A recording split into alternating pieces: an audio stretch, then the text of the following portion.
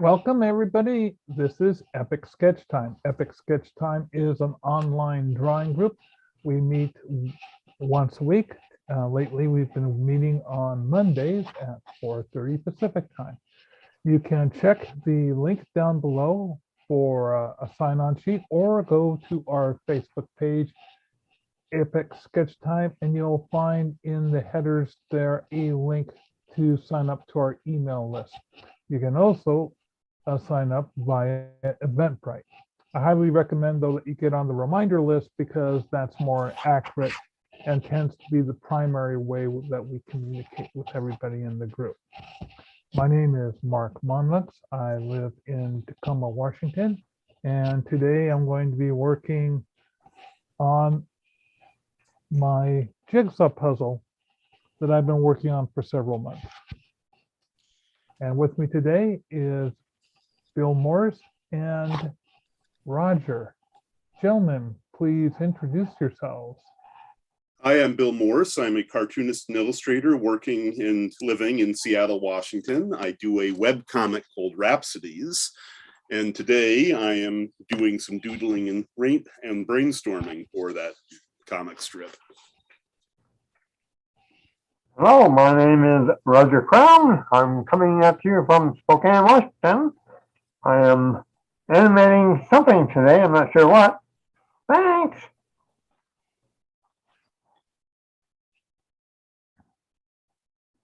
Let's see. As I said before, it's Katie's birthday today, so she told me that she'll be taking the day off to do birthday things. So I'm wondering how much of those involve driving, since we seem to have a few inches of snow on the ground here. Not sure if she lives quite in the Tacoma area. Still, how's the road? I would imagine in Seattle, the roads have cleared out a little bit. Mostly, but it's, at least as far as the busy roads are concerned, the place I'm house sitting for is still quite plow free.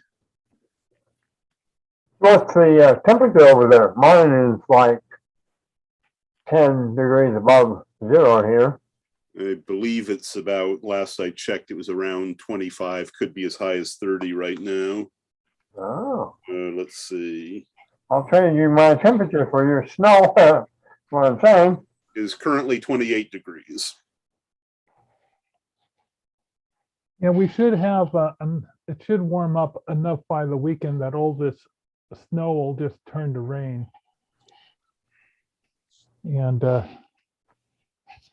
Bill and I were talking before we started recording that we're pretty much just remaining cloistered away, except for Bill, who has to do some house sitting. Yeah. Fortunately, I'm very close to the light rail, which doesn't have quite as many problems as the car does.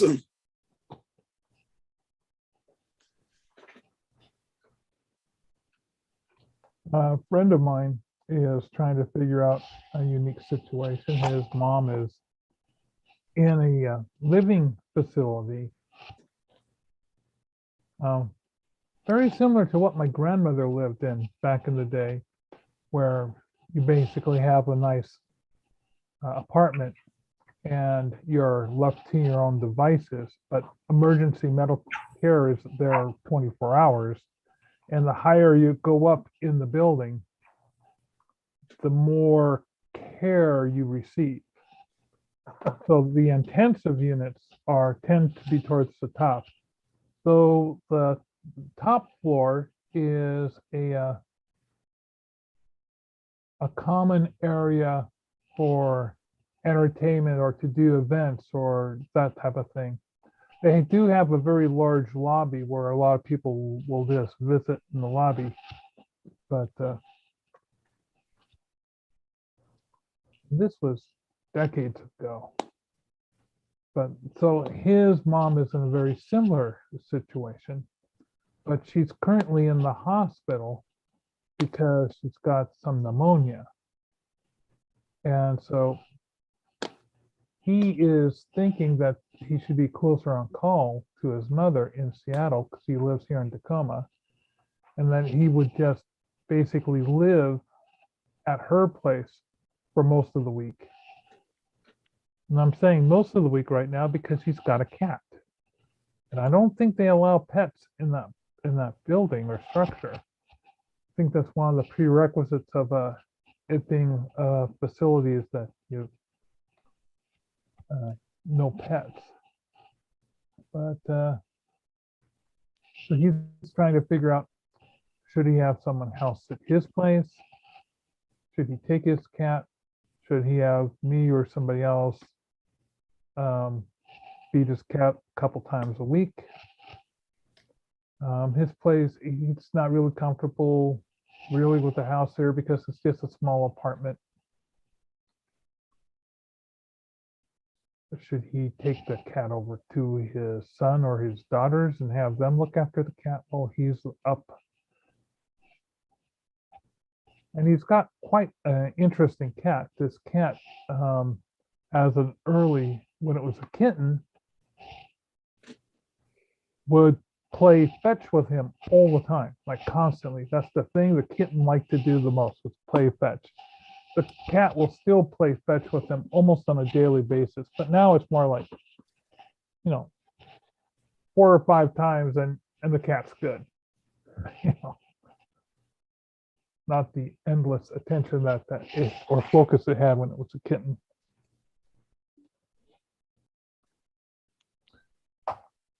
Now, the people at your house sitting for, Bill, assuming that the reason they left their dog behind is that they didn't want to have to put the dog on a plane and there's distance involved. Right, pretty much. Yeah, she was attending a event in Atlanta, and then she's having time with her daughter, his husband, and her granddaughter in Florida. So it's a week and a half. So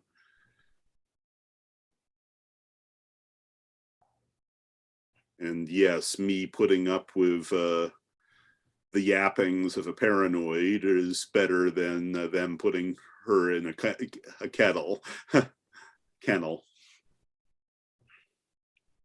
Though I have to say, after putting up with the barking for a while, a kettle is mildly tempting. Not that I have one big enough.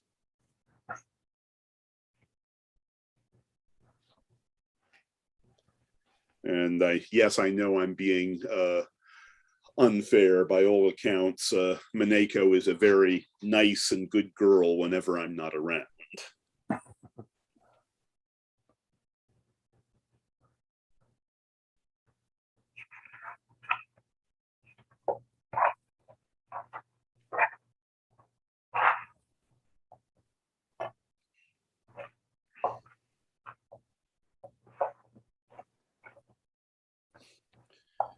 But otherwise, it's a fairly good gig. I get to catch up on some errands, though due to this weather, I haven't taken advantage of that yet. I don't drive. While driving generally comes back to me quite quickly, despite my concerns, I really do not want to put that to the test with adding snow to that equation.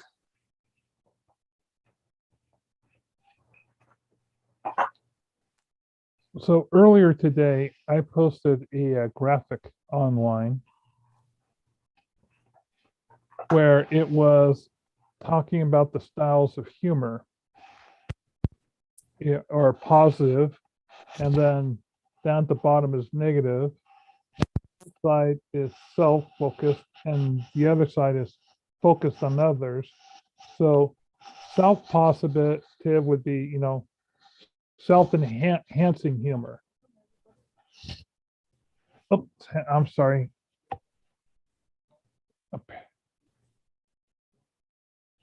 Hope you didn't hear that. But and then the positive others is affiliative. Pardon me, affiliative. Affiliative. There we go.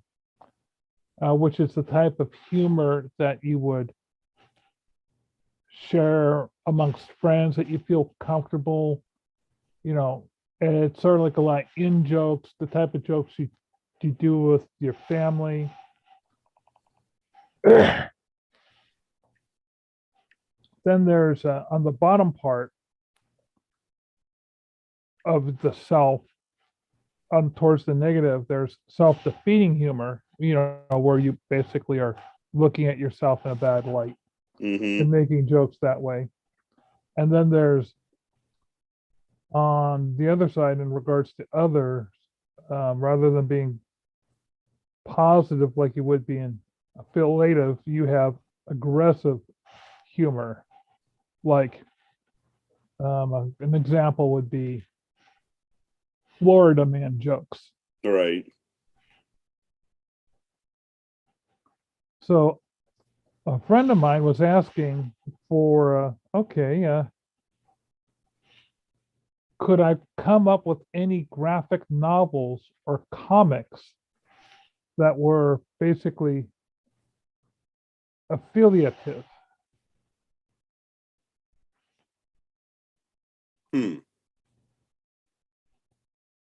Being positive, you mean, right? Yeah, a positive, you know, with friends. And I'm kind of going, aren't most comics that make it in the newspaper affiliative? Like Sally Forth? Sally Forth can get pretty snarky, though.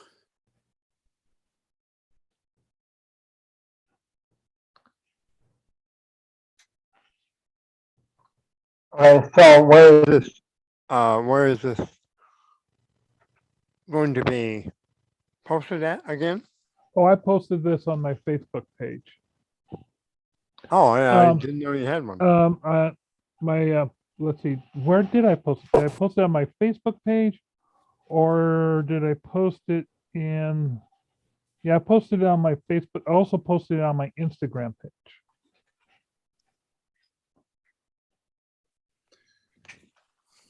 So I was trying to think.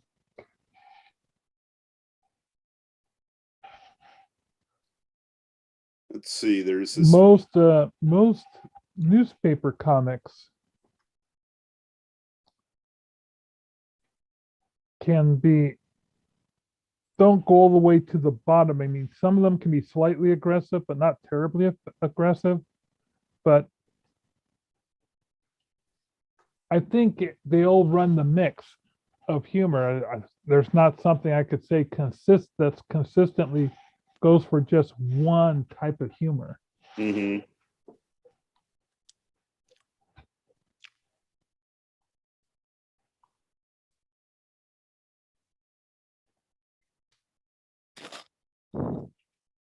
So did you include dumb blonde jokes? Dumb blonde jokes would be underneath the category not of affiliative, but of aggressive. So that would be on the chart of in the aggressive category in relationship to others that are negative. So, and if you happen to be a blonde, then it would be kind of going over into the self-defeating self section. Right.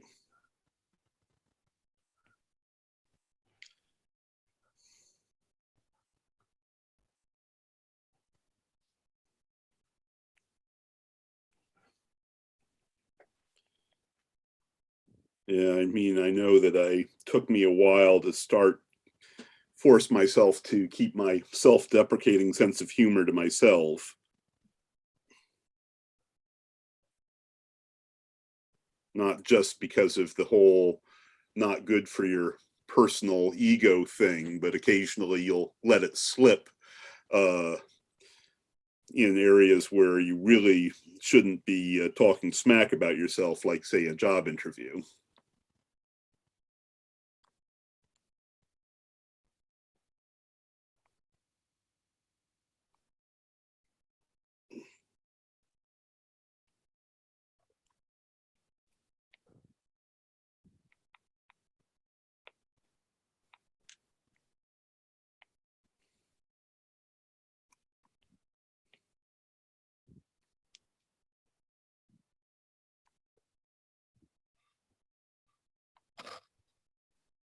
Okay, so Mark, there's you and Stan in the Fandango picture. Is that guy in the back? Is he a fellow cartoonist, or who is he? Maybe. Oh, in Fandango? Just a moment. Let me go take a look. By the way, folks, we're referring to Freelance Fandango, a Facebook group that does meet both in person and online. The in-person meetings are in Tacoma on Mondays. Let's see, I'm going to this group.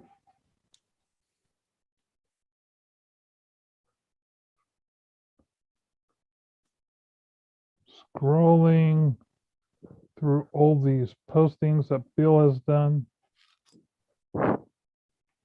It's the one for December 7th. Yeah, just give me a bit more time. Somehow I ended it back on my own page. That's what I'm looking at on your Facebook page. Oh, on my Facebook page? I thought you were on the Facebook page for Freelance Fandango. No. Oh, on my Facebook page. Yeah. Okay, hang on.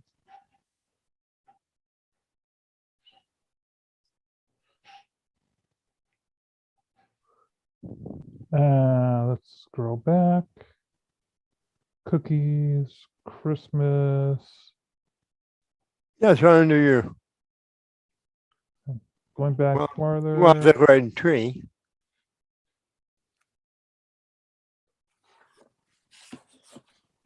This was on December 20th, correct? No, December 7th.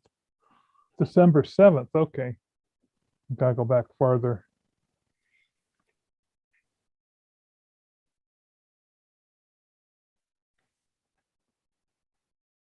Scrolling, scrolling, scrolling.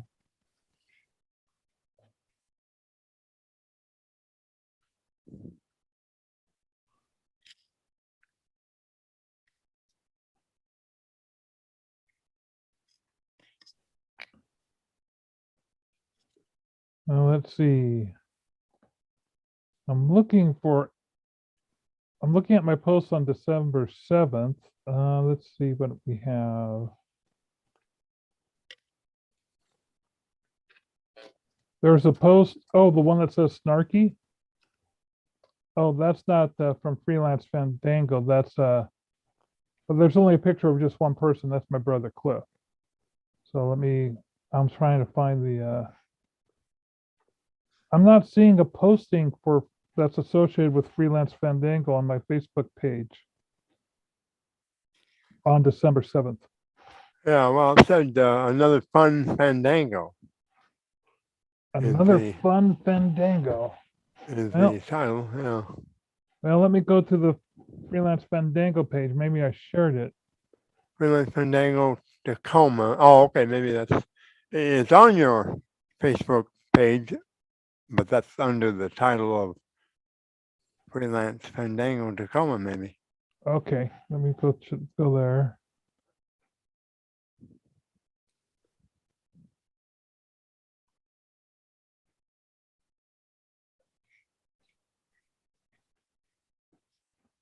Scrolling, scrolling.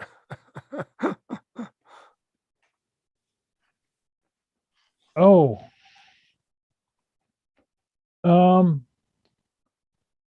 The guy in the background, who's got a mask on and he's got a New York cap. Yeah. Is that the one you're looking at? Yeah. Yeah, let's see, where did I meet him? he showed up at the Grand Cinemas when I was selling movie poster prints, and I told him about Freelance Fandango. He is an artist that had been part of the when he was going through college in the 80s at Bates. He was or one of the local high schools. He was part of a group of people that ran the radio station, and he was there to pick our brains on how we promoted our art, and was saying, "Oh, you could do a lot by advertising on the radio." He also was an amateur artist himself, and I'm trying desperately to.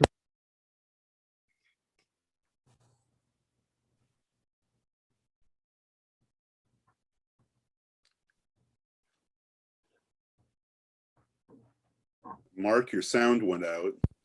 My sound went out. Oh, wait a minute. No, I thought for a second there, I thought you had cut off. I heard a click and then I didn't hear you anymore. And I could have sworn you were still talking about the guy, but you could have been being pensive. Let's go with pensive. Okay. But I was hoping he'd show up again, but I haven't seen him since he showed up that one time.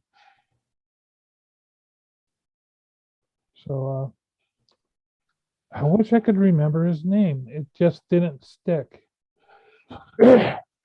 And since he normally tagged people in these photographs, but I don't think he had a Facebook page because, not everyone does. Matter of fact, the majority of people don't have a Facebook page.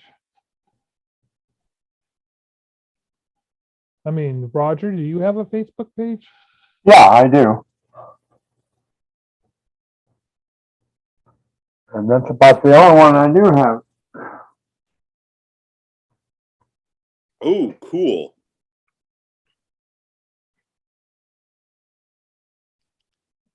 I'm looking for Roger Crownover. And, oh, there you are. Now I got you. You got me. Now, start following you. Haven't been following you. That's odd. Follow nearly everybody. Oh, okay, cool. Oh, I'm looking at your chicken animation you did just the other day. Yeah, those are animation drawings that I bought off of eBay.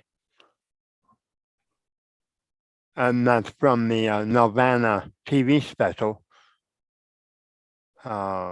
Easter Fever, way back in the 1980s. Oh, I don't think I'd ever heard of that one. I don't think it was too popular. It was like a one-time off special from Nelvana at that time. So was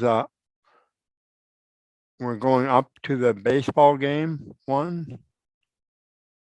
I forget what it's called. I got more animation drawings from that one than of this one.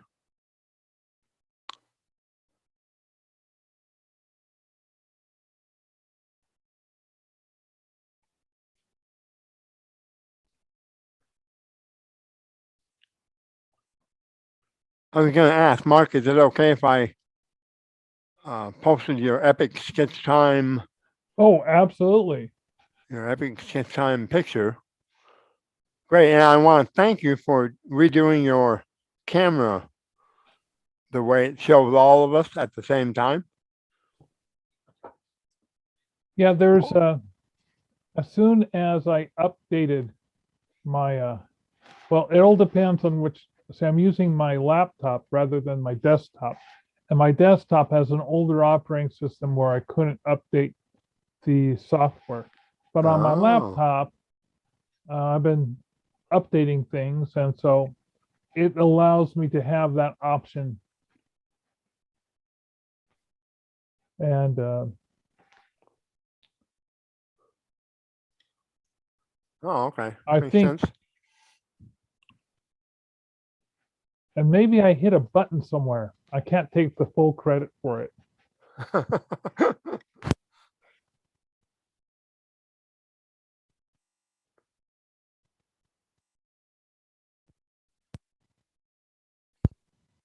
going to, oh, sorry. This cord is a replacement cord to this headset.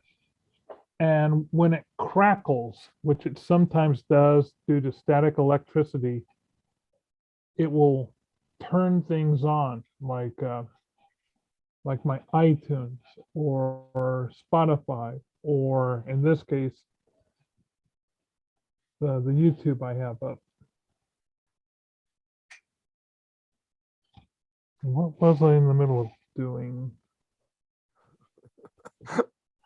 So how close to done are you on the puzzle? It looked pretty close the last time you were showing it. That's what I was doing. I was going up and making it so that everyone can have a screen share. I will show that in just a sec.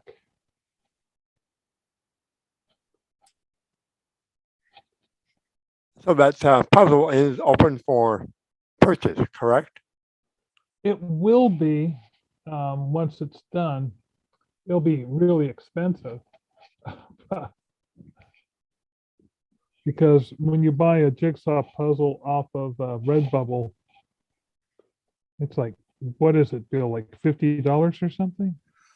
Oh, since I've never been able to properly do anything as a jigsaw puzzle, I haven't, I didn't look at the price, but that, yeah, I believe it.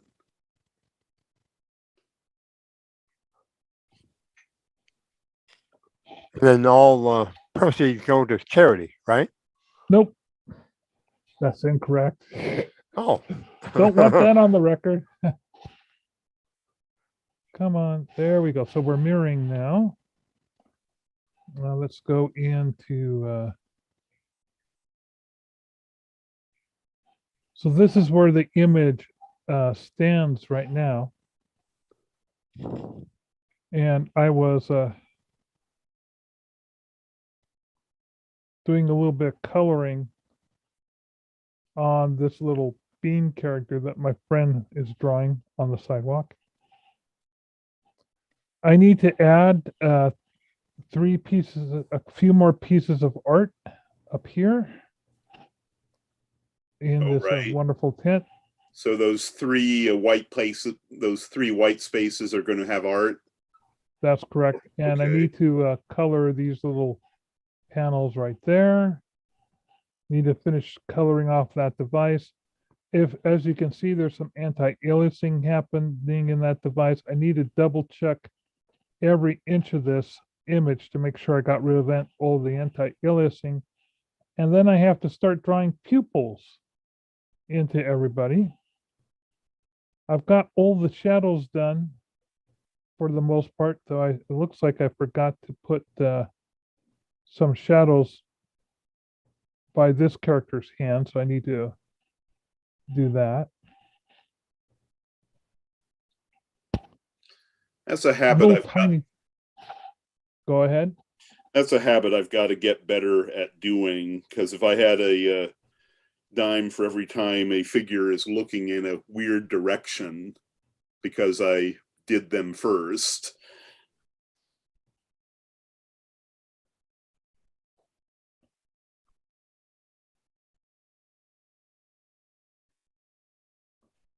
Now, I used to draw the pupils right away, but then if I found myself correcting the image, yeah, you kind of get stuck,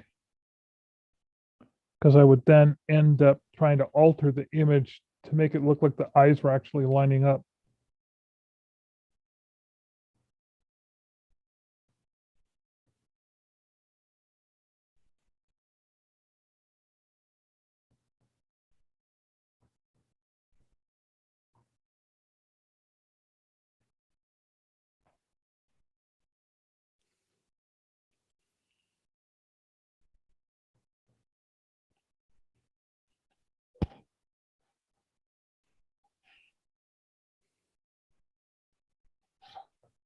So it's just little tiny piecework stuff. I'll turn off the screen share.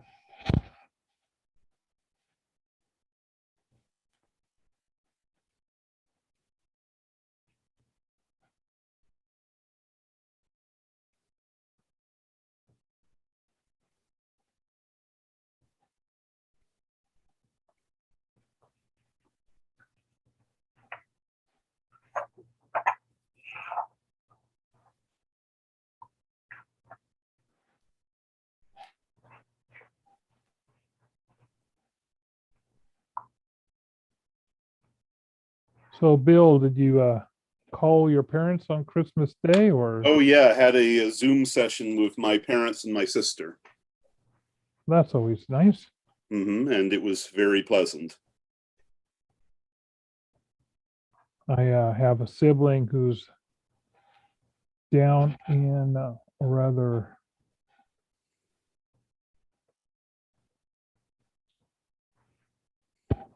he's got a place in Hawaii, and he and his wife decided that they would just spend the winter there.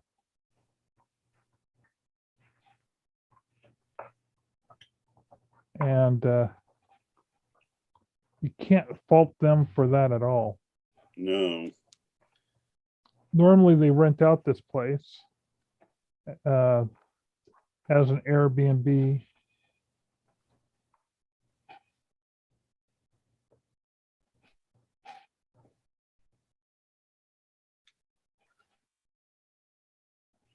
So he called in, and I have some very gregarious relatives, so they were making sure that the phone was making the rounds, and they were doing funny things with the phone, and in general, just having a blast with his phone Yeah. call.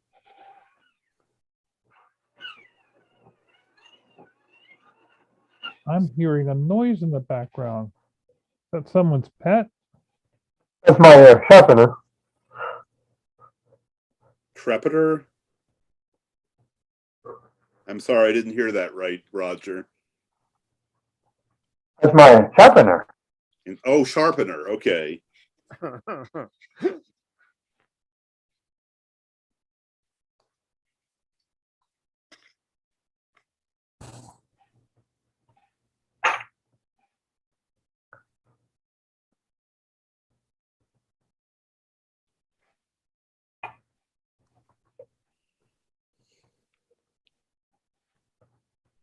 Yeah, I'm testing out. A new microphone that I just got.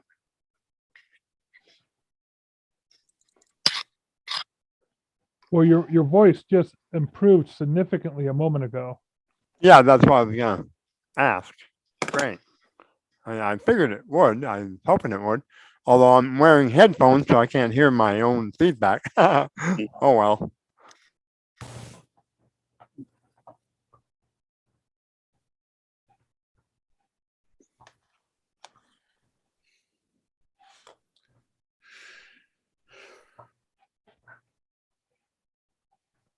So I watched a couple of movies over the weekend.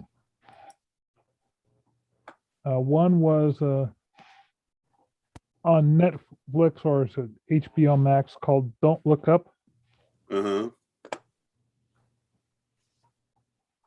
And basically a commentary on, there's this comet that's going to hit the earth, and how the politicals are just basically ignoring it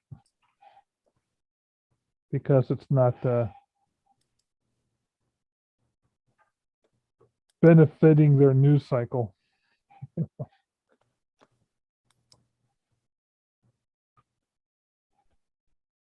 Then you get the whole people who don't believe that the comet's coming. And so this anti-belief faction starts up saying, don't look up. Where's the name of the movie comes from. Uh-huh. And that's the one with Meryl Streep, right? Yes, Marilyn Streep is the President of the United States in that one.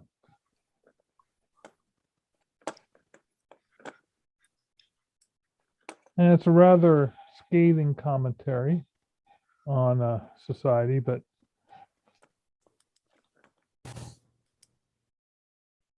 nothing that we're at all unfamiliar with. Oh yeah.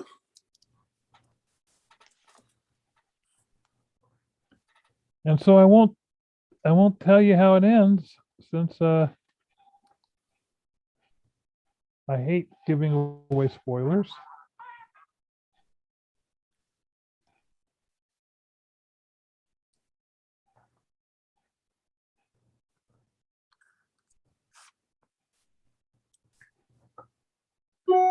Double checking all my shadows.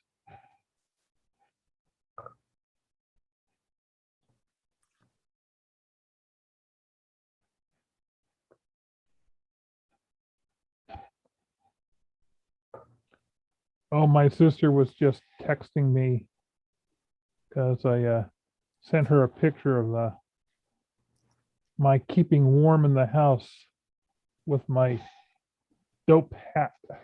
Hmm. She says, I was just waiting for her to make a comment that a sibling would make in that regard, and she did. So, well, that was an alarm going off.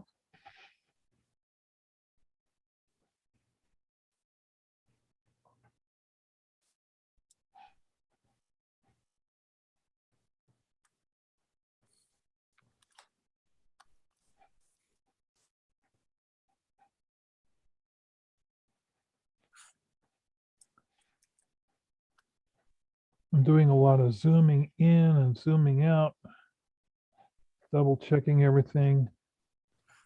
I found a line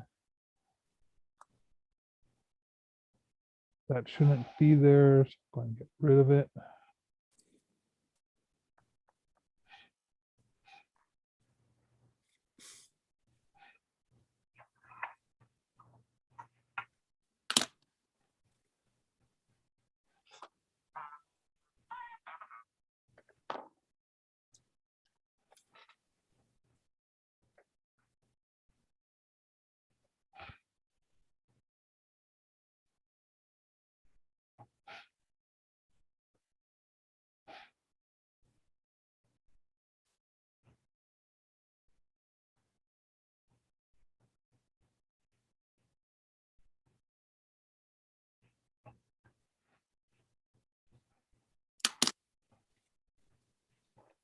How about you, Roger? How did you spend your holidays?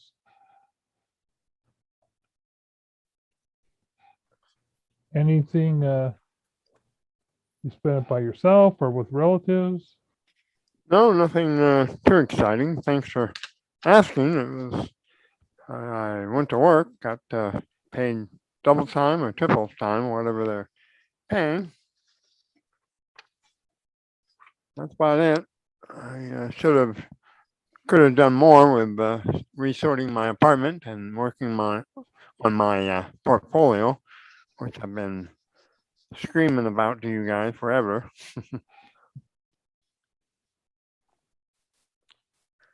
It's a work in progress.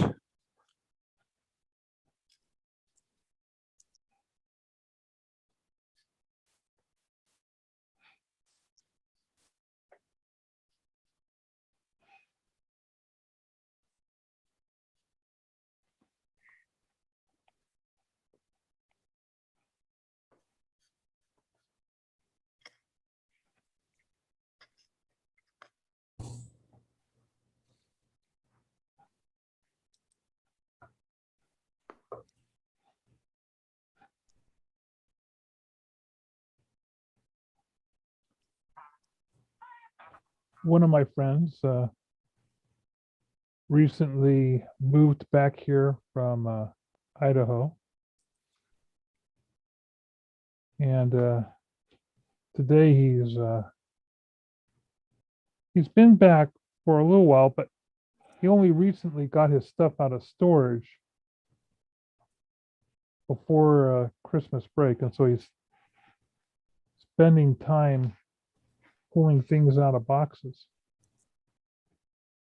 and unpacking his computer gear and that type of stuff. Excuse me while I check my text. Someone texted me.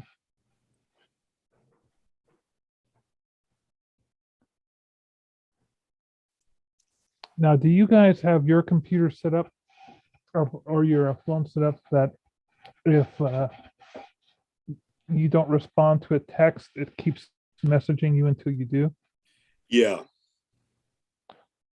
Now, I have mine set up so it does it like twice. I'll have to look for that setting because sometimes it's a little annoying because it's sort of like because technically I already read the text and knew it was going on, but I have to open the text for it to shut up.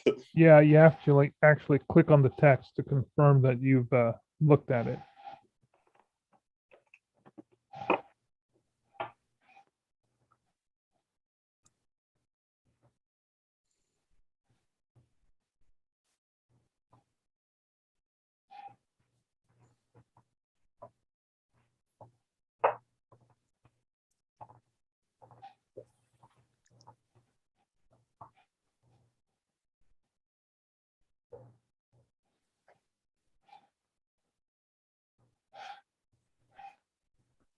And I have another friend who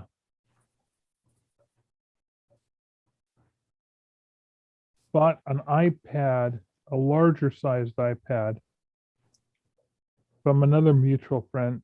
The mutual friend had a stroke and is having difficulty with his he can move, but his limbs are numb. So he's finding his control is way off. So he just bought an iPad just before he had the stroke. So this friend was buying his iPad and never had an iPad before. Came over to my place so I could give him some pointers.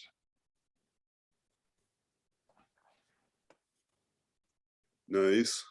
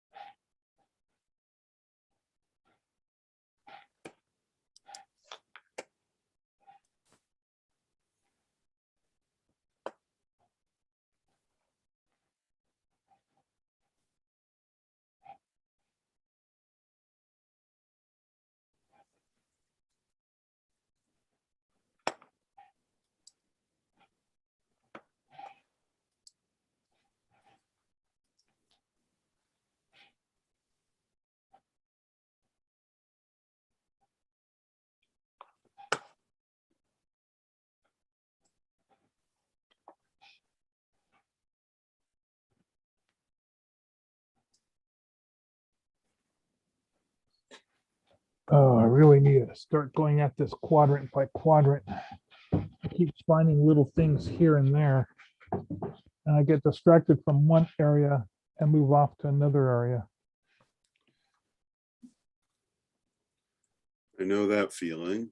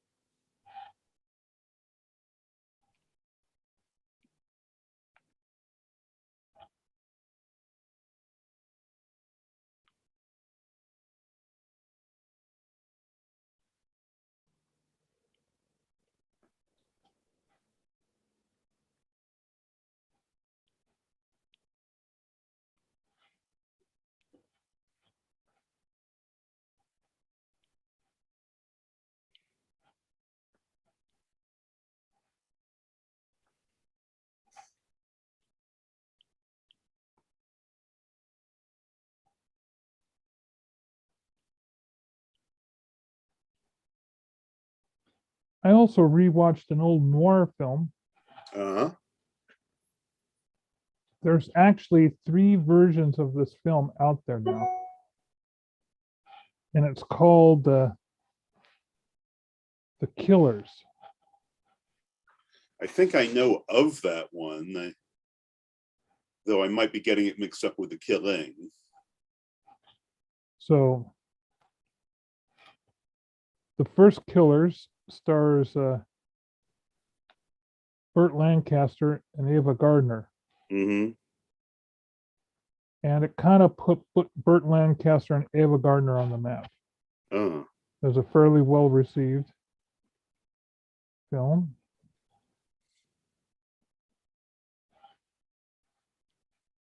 And then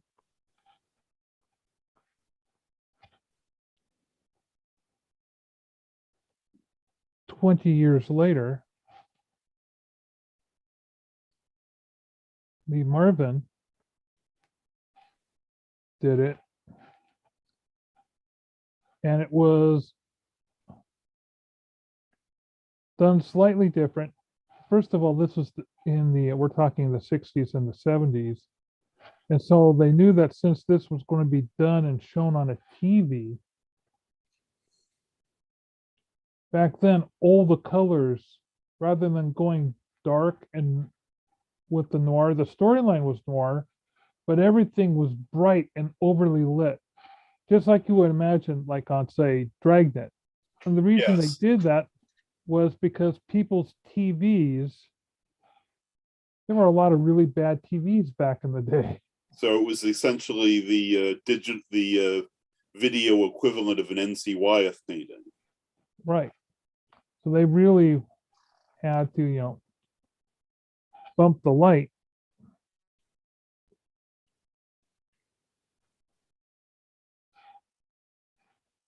Which gives it a totally different noir feel, but the storyline's definitely noir. And then I believe there was another version of it done just a couple years ago. So you have about every 20 years, I think it was 20 years. It was the movie was done from a Ernest Hemingway short story. Uh-huh. And so I was looking at this, I was viewing the Criterion edition of this with the Criterion commentary, and the guy was just a wonderful job of explaining. Was it one of the editions that had multiple versions of the film in there? Actually, this Criterion Collection 1 was on 2 different DVDs. Right. The first DVD covered the 1948 version, and then the second DVD covered the 1968 version. But there was commentary for both of them on the first one. Yeah, because I've noticed that Criterion does that quite a bit. So, for example, their edition of His Girl Friday also has the first version, film version of the front page, not the Wilder one. There's one from the 30s, which is actually quite good. And for lower depths, they have the Kurosawa version, and I forget what the other version is, but it is a different version of the lower depths.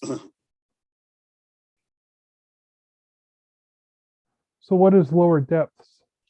It's a it's a Dostoevsky novella, and it's all about this hypocritical priest who sort of creates havoc in this very rundown community he visits.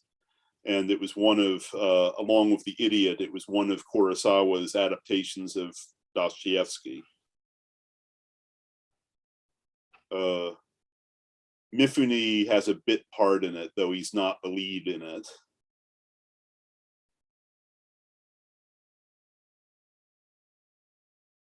I wouldn't say it's on my Kurosawa top 10, but it's interesting.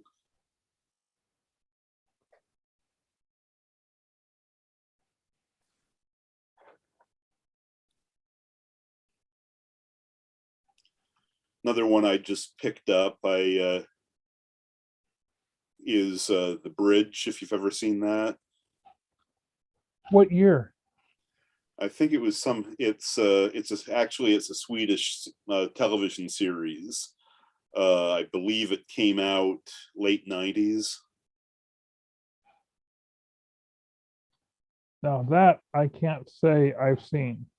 Yeah, it's all about, it's a thriller. It's a joint Danish-Swedish production, and all about a murder victim is found on the bridge from that crosses over from Denmark to I forget what city, from Copenhagen to Malmo, and the body is found right on the exact borderline on the bridge.